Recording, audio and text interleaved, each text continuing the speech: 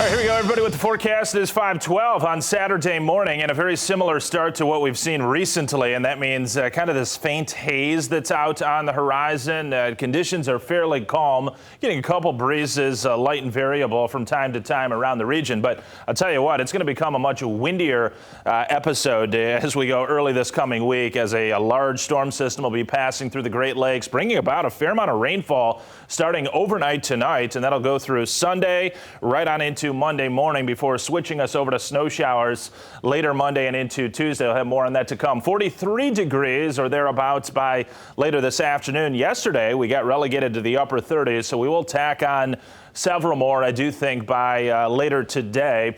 Look at all the cold air in Alaska and western northern Canada. And it does look like on the models as we go out towards the 7 to 10 day period that some colder air is likely going to make its way down into our neck of the woods, but not until then. So we've still got some decent afternoons with even a few decent spikes on the thermometer. One of those to come tomorrow back into the 50s. It does look like you can start to see some of those warmer temperatures down to the south, and a low pressure system moving from Kansas northeastward into Iowa is going to be shuttling up some of this milder and more humid Gulf of Mexico air in our vicinity as we get into the back half of the weekend. Winds are light right now. These will start to take on more a definitive southeasterly direction as we go through the mid to late morning today and into the afternoon. Feels like temperatures upper 20s to around 30 degrees. Our weather headlines: it's going to turn out rainy overnight tonight.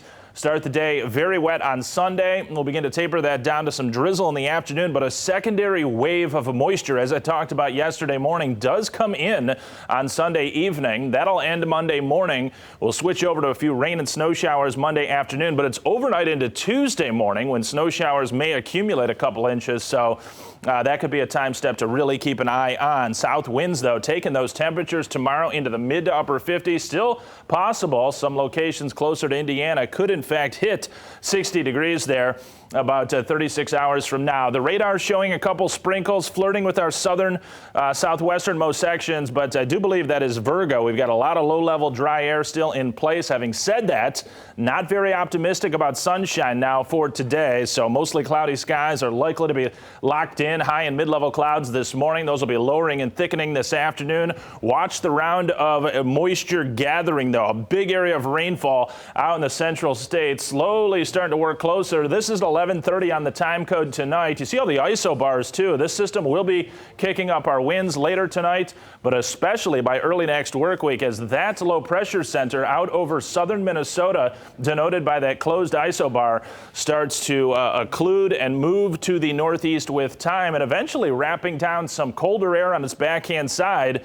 And we'll get this wave of energy to cross Lake Michigan overnight Monday into Tuesday. That swath of snowfall could be enough to deposit about a 1 to 3 inch type of a sloppy wet snow around our neck of the woods. So we'll keep our eyes on that with some lake effect contribution as well. Look at the rain amounts, though, from tomorrow morning and into Monday morning. That's substantial. Could be an inch, as much as an inch and a half in spots. This is one of our snow models.